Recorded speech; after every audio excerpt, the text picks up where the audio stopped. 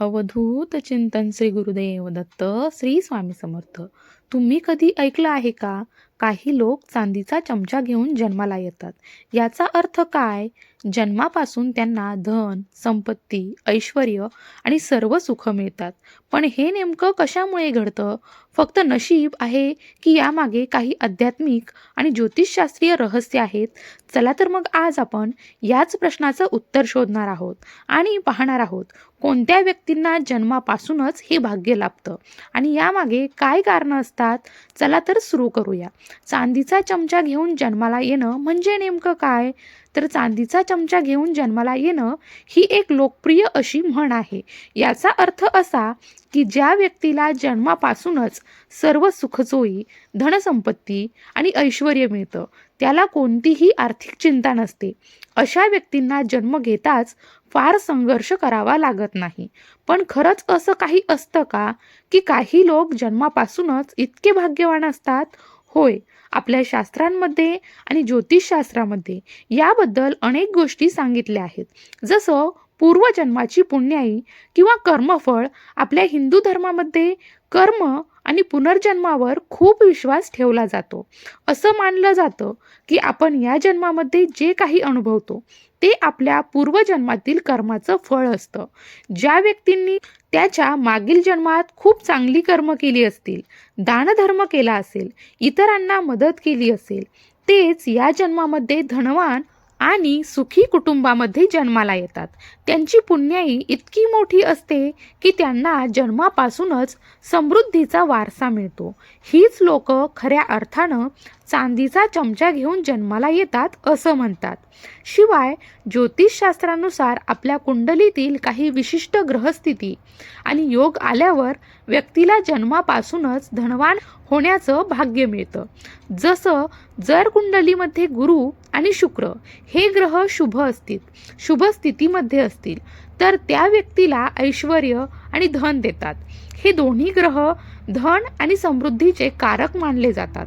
कुंडलीतील दुसऱ्या आणि 11व्या स्थानाला धनस्थान मानले जाते. जर या स्थानाचे स्वामी बळकट असतील आणि शुभ ग्रहांसोबत असतील तर व्यक्तीला सहजपणे धन प्राप्त होते. चंद्र आणि गुरु जेव्हा एकमेकांच्या केंद्रात आणि युतीमध्ये असतात तेव्हा गजकेशरी योग तयार होतो. हा योग व्यक्तीला खूप धन, मानसन्मान आणि प्रसिद्धी देतो. अशा व्यक्ती जन्मापासूनच श्रीमंत घरात जन्माला येतात असं देखील मानलं जातं. शिवाय असंही म्हणतात की ही लोक देवी लक्ष्मी किंवा भगवान श्रीहरी विष्णूंचे भक्त असतात, ज्यामुळे त्यांना हा आशीर्वाद मिळतो. आता त्यांच्या जन्माच्या वेळी लक्ष्मी योग सुद्धा जुळून येऊ शकतो. कुंडलीतील 9व्या स्थानाचा स्वामी आणि केंद्रस्थानी असलेला शुक्र ग्रह त्यांच्या संयोगातून लक्ष्मी योग तयार होतो. चंद्र आणि मंगळ यांच्या युतीने देखील लक्ष्मी योग जुळून येत असतो. आणि हा लक्ष्मी योग असेल तर त्या व्यक्तींना लक्ष्मीची विशेष कृपा लाभते असं देखील सांगितलं जातं. काही वेळा तर सूर्य आणि बुधाची युती देखील आर्थिक समृद्धीसाठी शुभ मानली जाते. विशेषतः जर ती शुभ स्थानामध्ये असेल तर आता केवळ ज्योतिष किंवा कर्मच नाही तर काही वेळा देवांची विशेष कृपा देखील काही व्यक्तींना, काही लोकांना जन्मापासूनच समृद्धी देऊ शकते. ज्या कुटुंबावर देवी लक्ष्मीची कृपादृष्टी असते त्या घरामध्ये धनधान्याची कधीच कमतरता नसते. अशी लोक जन्मापासूनच धनवान आणि समृद्ध असतात. ते पूर्वजन्मी देवी लक्ष्मीचे किंवा भगवान श्रीहरी विष्णूंचे भक्त असतात, त्यामुळे त्यांना हे आशीर्वाद मिळतातच. अनेकदा कुलदेवींच्या कृपेने देखील घरामध्ये सुख समृद्धी नांदते. त्यांच्यावर कुलदेवतेची अखंड कृपा असते. त्यांना कोणतीही अडचण कधीच येत नाही आणि त्यांच्या पिढ्यानपिढ्या समृद्ध राहतात. आता ही लोक कोण आहेत किंवा कोण असतात? या व्यक्ती थोडक्यात काय तर चांदीचा चमचा घेऊन जन्माला येणाऱ्या व्यक्तींमध्ये काही गुणधर्म दिसून येतात.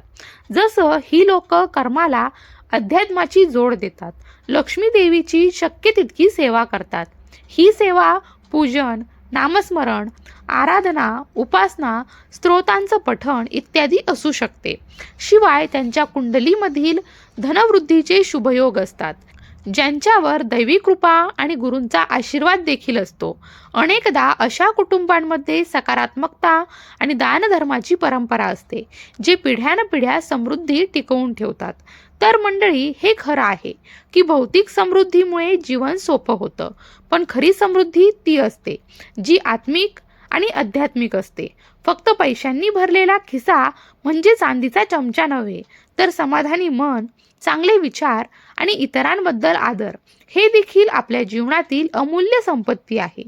म्हणूनच ज्यांना जन्मापासून धनसंपत्ती मिळाली आहे, त्यांनी ती जबाबदारीने वापरणं, दानधर्म करणं आणि इतरांना मदत करणं हे देखील तितकंच महत्त्वाचं आहे. तुम्ही म्हणाल, ज्यांना हे भाग्य मिळालं नाही त्यांनी काय करावं? तर मंडळी, निराश होण्याची गरज नाही. चांगले कर्म करून, प्रामाणिकपणे कष्ट करून आणि दानधर्म करून आपण देखील आपले नशीब बदलू शकतो. नेहमी सकारात्मक राहा, कामामध्ये कष्ट आणि प्रामाणिकपणा ठेवा, गरजूंना शक्य होईल तितकी मदत करा, ईश्वरावर श्रद्धा ठेवा आणि नियमित पूजा अर्चा करा. दीनदुबळ्यांची सेवा केल्याने देवी लक्ष्मी नक्कीच प्रसन्न होते.